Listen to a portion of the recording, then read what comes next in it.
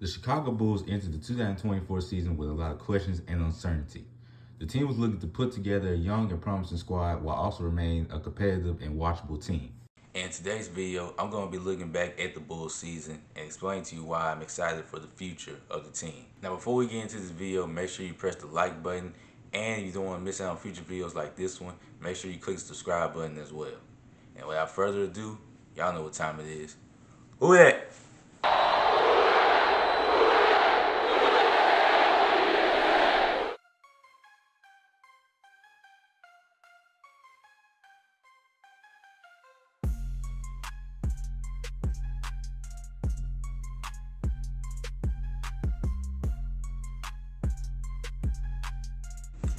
What's new, IJ crew? It's your boy IJ here, back with another video. All glory to God as always. In today's video, I'm going to be looking back at the 2024 version of the Chicago Bulls.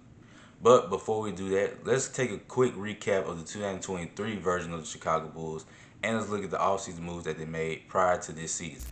In the 2024 season, the Bulls will finish with a 39-43 record, which would be best for 9th in the Eastern Conference, but they would end up advancing to the play-in tournament that year. The team would beat the Atlanta Hawks in the first game of the play-in tournament that year, but they would end up losing to the Miami Heat and miss the playoffs for the second straight season. During the offseason, the team would draft Miles Buzelis in the 2024 draft, while also re-signing forward Patrick Williams to a 4-year deal and signing forward Jalen Smith from the Indiana Pacers. This will also be the offseason where the team traded fan favorite Alex Caruso to the Oklahoma City Thunder in exchange for guard Josh Giddey, and the team traded veteran DeMar DeRozan to the Sacramento Kings. Now, heading into the season, the expectations for this team was all over the place, mainly because we didn't know what this new look roster would look like. But there was a bit of a bright spot to start the season, as guard Lonzo Ball would finally make his return to the NBA court after missing the last couple of years with multiple knee surgeries. The Bulls would start the season off well with a 3-2 start, but they will eventually come back down to earth with a 5-11 record in the month of November. Now, the Bulls will bounce back in the month of December, going 7-5 during the holiday season, but when January came around, they went 6-10, and at that point during the first 4 months of the season, they were 21-28. Now, after being the topic in multiple trade rumors in the last couple of years, the team would eventually move Zach LaVine in the 3-team deal, where Zach would be moved to Sacramento, and in return, the Bulls would get Zach Collins and Trey Jones from the Spurs, and they would get Kevin Huerter from the Sacramento Kings. Now, the month of February would prove to be a tough stretch for the team, as they will only go 3-8, but in the month of March, they bounced back nicely with a 9-6 record, and to conclude the season in April, they will finish with a 6-1 record, and they will finish the season with a 39-43 record overall. You would think the team would use this momentum from the months of March and April to carry over into the play-in tournament and finally advance to the playoffs, right? Right. Nope. The Bulls will in fact lose to the Miami Heat for the third year in a row in the play-in tournament, and what will wind up being a disappointing end to the season. Coby White continued his ascension for the Bulls, averaging 20 points per game while shooting 45% from the field, 37% from three, while averaging close to 5 assists and getting Player of the Month honors for the month of March. While it took him a minute to find his footing with the team, Josh Giddey ended up having a pretty good season, averaging 15 points per game while shooting 47% from the field, 38% from the three-point range, averaging 8 rebounds per game and 7 assists per game as well. Vucevic provided a nightly double-double for the team, averaging 19 points per game while averaging 10 rebounds and shooting 53% from the field and 40% from the three-point range. Miles started to flash his potential late in his rookie season, averaging close to 9 points per game while shooting 45% from the field, 36% from three, and averaging 1 block per game as well. In Lonzo's first season back with the team, he averaged close to 8 points per game while shooting 37% from the field, 34% from three, and averaging 1 steal per game. And even though his season got cut short due to a shoulder injury, Iowa was a key contributor for the team, averaging 12 points per game, shooting 49% from the field, 33% from three, averaging close to 5 assists and 1 steal per game. All right, now that we look back at the season that the Bulls just had, it's time for me to give my honest opinion on how I feel about the team and what they're going to look like in the future. And to be honest, if I was to describe this past season, it was a pretty fun season. Okay, despite how things ended for the team in the play-in tournament, this was still a pretty fun season from the standpoint that we got to see a lot of young guys step up and show out for the team.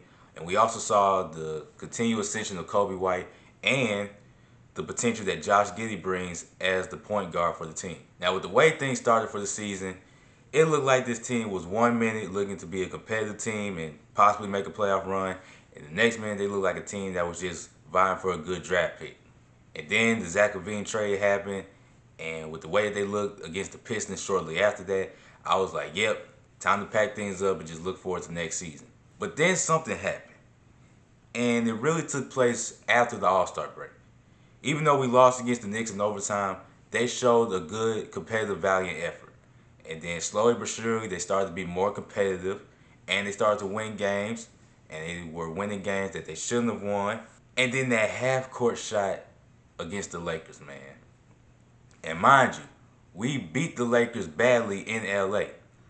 And then the fact that we were able to not only come back from a deficit against the team in Chicago, but then to win like that, it gave like a little glimpse of hope that maybe there is a light at the end of the tunnel.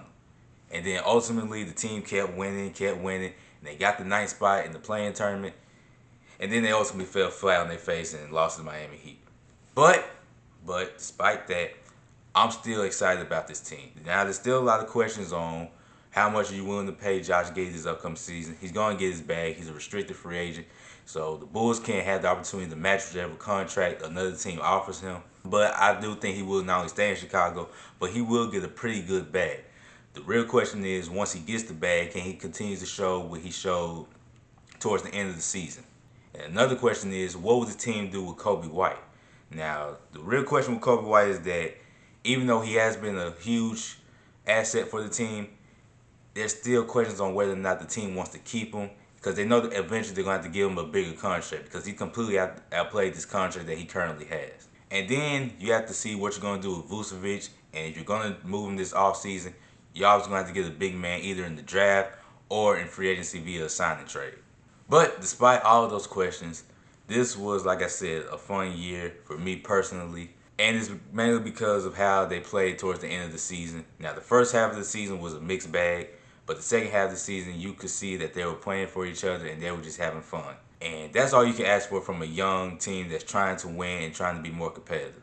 Now, if I was to grade this team, I would give this team a solid B- to a C+ in that range, only because of, like I said, how the first half of the season started and how they ended the season. The end of the season was good up until the play-in tournament, but besides all that, this team showed a lot of potential, and now there's a lot of things that you can build upon for the next season.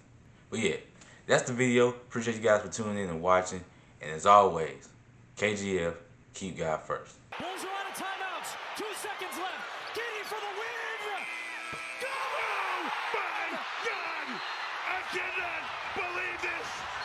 Elizabeth, I'm coming, baby.